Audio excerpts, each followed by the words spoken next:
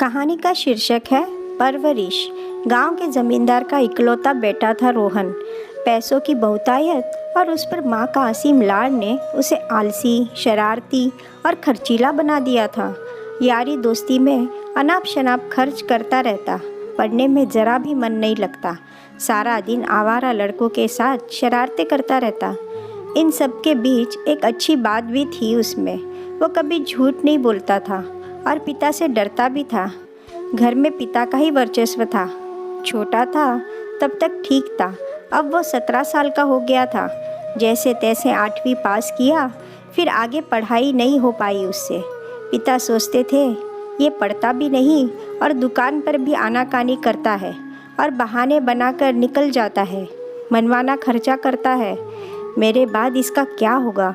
एक दिन पिता गोपीनाथ जी ने भोजन करते समय रोहन को कहा, अब से रोज़ 1 रुपया कमाकर मुझे देना, तभी भोजन मिलेगा।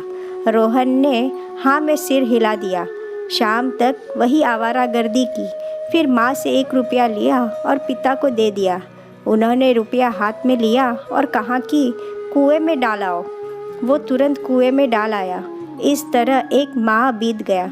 1 माह के बाद माँ ने रुपया देने से मना कर दिया। अब रोहन क्या करे?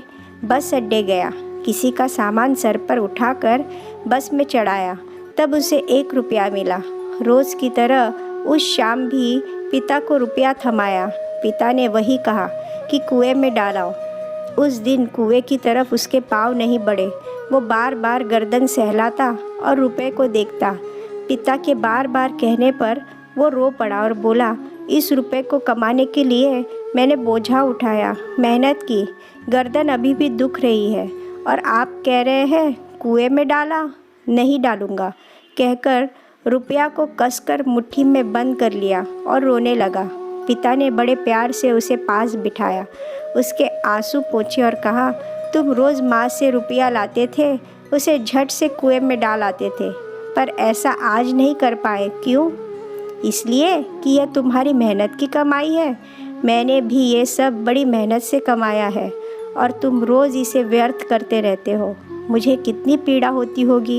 इतना सुनते ही रोहन ने पिता के पैर पकड़ लिए और बोला, आज मैं मेहनत से कमाए धन का मूल्य समझ गया। अब मैं ऐसा कोई काम नहीं करूँगा जिससे आपको पीड़ा हो, कहकर पिता की बाहों में समा गया। आज रोहन को पिता की शक्ति का अर्थ समझ आ गया था।